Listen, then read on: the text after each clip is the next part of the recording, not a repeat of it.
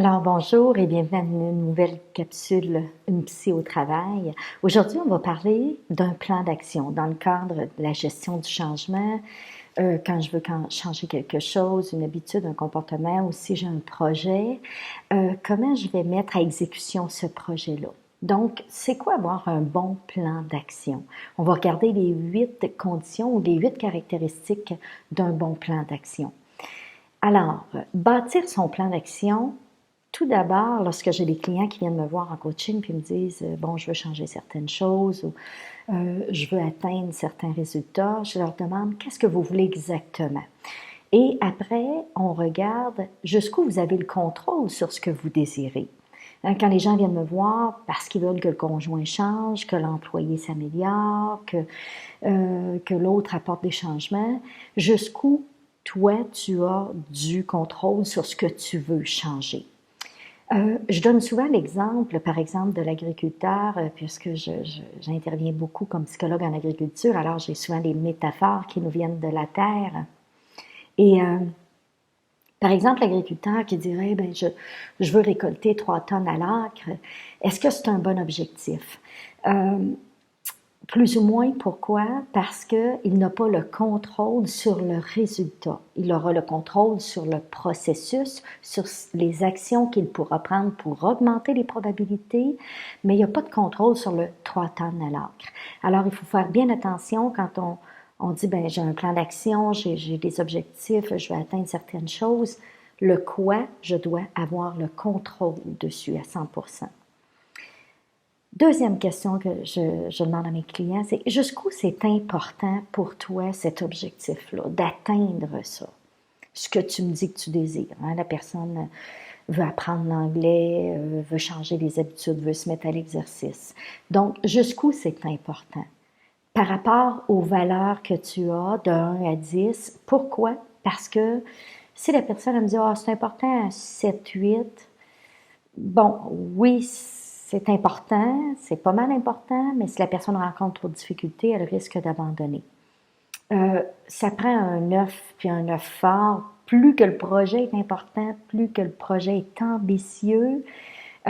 Si on est à 5, 6, au moins de difficultés, on va abandonner. Donc, quelle importance ça a? Troisième point, jusqu'où tu as confiance que si tu fais ce que tu as à faire, les étapes qu'on va regarder ensemble, tu vas y arriver. Et si la personne me dit un 9-10, OK, on est bien parti, mais si elle me dit, je suis confiante à 5-6 que je suis capable, oups, là je me dis, par rapport à quoi elle doute, alors je vais regarder quels sont les obstacles qu'elle pense avoir pour pas être plus confiante que ça. Donc, qu'est-ce que je veux? Je dois en avoir le contrôle, ça doit être très important pour moi. Je dois être confiant ou confiante que je suis capable. Puis ensuite, on va y aller avec, bon, comment tu vois ça? Où ça va se passer? Hein, la personne, donc, on peut parler des lieux dans lesquels elle va exécuter son plan. Quand? Une des questions les plus importantes. Certains auteurs disent que le quand de mettre un échéancier, c'est déjà un plan d'action qui sera probablement à moitié réussi ou complété. Souvent, les gens n'ont pas mis d'échéancier. Je vais apprendre l'anglais, quand ça va donner. Je veux me mettre à l'exercice, quand je vais avoir le temps. Alors, si on n'a pas de moment précis où on va mettre chacune des actions dans le calendrier, eh bien, ça risque de ne pas se passer. C'est pour ça qu'à chaque fois que mes clients me disent qu'ils vont passer à l'action pour certaines choses, je leur demande quand vas-tu le faire? Puis s'ils me disent le mois prochain, c'est pas assez clair. On doit sortir une date précise pour les premières prochaines actions. C'est pour ça que les gens qui disent qu'ils s'entraînent, ben ils ont choisi des dates dans l'agenda, c'est le lundi, le mercredi à 6h30. Alors, le cerveau n'a pas à se demander à 6h30 qu'est-ce qui se passe et ça me tente-tu, c'est décidé. Donc, le quand est fondamental pour réussir à atteindre ses objectifs. Maintenant aussi, les obstacles. Quand je demande à mes clients, quels pourraient être les obstacles qui mettraient ça un peu difficile? Certains vont dire, ouais, mais là, il faut être positif dans la vie, il faut être optimiste. Je dis oui, mais. Et oui, j'emploie le mais. Oui, mais il faut aussi être réaliste. plus le projet est ambitieux. Par exemple, tu veux retourner faire un certificat à l'université ou un autre voudrait faire un baccalauréat à l'université ou on veut changer d'habitude alimentaire de façon importante. Et je demande à la personne quels sont les obstacles que tu penses qui pourraient être sur ton chemin, puis elle me dit ah, j'en vois pas, ça devrait bien aller. Ben, on n'est peut-être pas réaliste. Plus le projet est ambitieux, plus il est long, plus il demande de ressources, plus on risque de voir sur son chemin différents obstacles. Alors, comprendre qu'il peut y avoir des obstacles, les identifier et prévenir comment on va y faire face, c'est de se préparer à la réalité.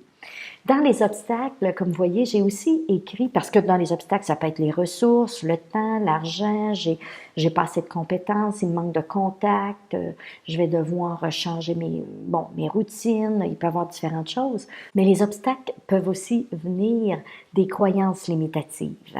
Donc, l'idée que je suis pas bon, je suis pas capable, je vais avoir de la difficulté à demander à quelqu'un. Alors, toutes ces croyances-là qui nous limitent, et je ferai une autre vidéo sur les croyances limitatives. Ces croyances-là peuvent être un obstacle, bien entendu. Donc, les obstacles qui sont dans notre tête. Mais s'ils sont dans notre tête, ça deviendra un obstacle. Alors, quels sont les obstacles? Donc, les identifier et trouver quelle façon je pourrais les diminuer, ces obstacles-là. Et de quelles ressources je vais avoir besoin. Hein, si je veux retourner à l'université, je vais avoir besoin d'argent, d'informations, de connaissances, de compétences, bref, d'identifier l'ensemble des ressources dont j'aurai besoin. Finalement, 8, l'évaluation, c'est-à-dire comment je vais savoir que j'ai réussi ce que je voulais atteindre. Dans certains cas, c'est assez évident. Hein? Si je dis je veux retourner faire un certificat, ben c'est quand j'aurai obtenu mon certificat. Mais si je dis que je veux m'améliorer par rapport à l'anglais, ça veut dire quoi? À quel moment ou qu'est-ce que je verrai qui sera significatif, qui me dira ben j'ai atteint ou en partie j'ai atteint mon objectif. Donc, me mettre des objectifs et me mettre des ancrages où est-ce que je pourrais dire, ben ça c'est observable, quand je verrai ça se produire, je sais que je suis sur le chemin ou je sais que j'ai atteint mon objectif. Alors, bâtir son plan d'action en 8 étapes. Donc, c'était l'objectif de la capsule aujourd'hui. Alors, c'était Pierrette Desrosiers, psychologue. Je vous invite bien sûr à visiter mon site web. Je vous invite certainement à vous inscrire à ma chaîne YouTube pour voir tous les nouveaux vidéos qui seront sur différents thèmes qui sont reliés à la productivité et au bien-être, autant dans votre vie personnelle que professionnelle. Donc, vous avez des questions, vous avez des thèmes que vous aimeriez que j'aborde, je vous en prie, n'hésitez pas, écrivez-moi, envoyez-moi vos suggestions et je tenterai le mieux possible d'y répondre dans les prochaines vidéos. Alors, merci, bonne écoute et bonne semaine.